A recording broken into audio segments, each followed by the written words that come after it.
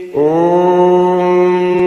गुरुर्ब्रह्मा गुरुर्विष्णुः गुरुर्देवो महेश्वरः गुरुर्साक्षात् परः ब्रह्म तस्मै श्री गुरवे नमः।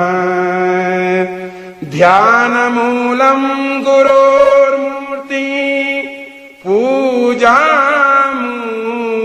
गुरोर्पदम् मन्त्रमूलं गुरोर्वाक्यम् मोक्षमूलं गुरुकृपा।